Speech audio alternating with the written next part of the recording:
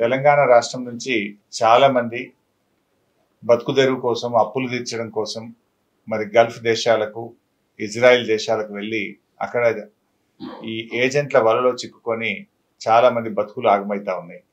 అలాంటి 12 మంది తమ్ముళ్ళు ఎంతో ఇబ్బందులు పడుతూ తిండి తిప్పలు లేక బీపీ షుగర్లు రకరకాల వ్యాధులతో సతమతమవుతూ రాష్ట్ర ప్రభుత్వానికి కేంద్ర ప్రభుత్వానికి ఎన్నిసార్లు మొరబెట్టుకున్నా 2 ప్రభుత్వాలు కూడా స్పందించలేదు.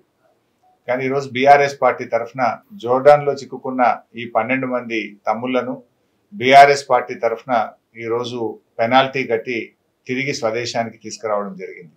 నేను ఇప్పటికైనా ప్రభుత్వాన్ని విజ్ఞప్తి చేస్తా ఉన్నా, ఇంకా వందలాది వేలాది మంది యువతీ యువకులు ఈరోజు వివిధ దేశాల్లో ఇలా అనేక ఇబ్బందుల్లో కొట్టుమిట్టాడుతూ ఉన్నారు. పిల్లలు చెప్తా ఉన్నారు, జోర్డాన్లో ఎంబసీ ఇండియన్ ఎంబసీ ఆఫీస్కు ఎన్నిసార్లు మొరబెట్టుకున్నా స్పందన రాలేదు అని. రాష్ట్ర ప్రభుత్వానికి ఎన్ని విజ్ఞప్తులు చేసినా ఇవాళ రాష్ట్రంలో ఉండే ప్రభుత్వం కూడా స్పందించలేదు అని ఆ పిల్లలు వాపోతా ఉన్నారు.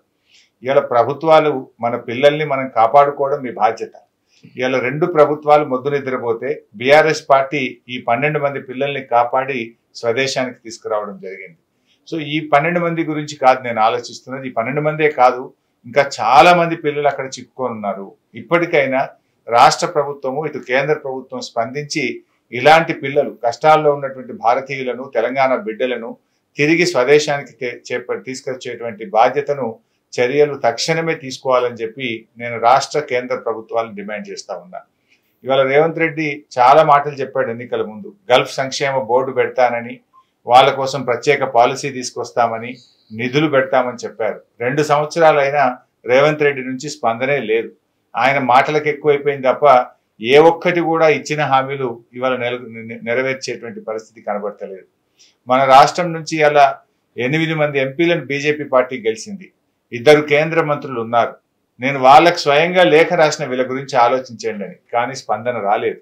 ఇవాళ కిషన్ రెడ్డి గారు సంజయ్ గారు కూడా ఇలాంటి గల్ఫ్ కార్మికుల కోసం విదేశాల్లో మరి ఇబ్బందులు పడుతున్నటువంటి తెలంగాణ బిడ్డల్ని తేవడానికి ప్రత్యేకమైన ఒక విభాగం పెట్టి చొరవ చూపి పిల్లలకు మరి కాపాడాలని చెప్పి కూడా వారికి కూడా విజ్ఞప్తి చేస్తా ఉన్నా.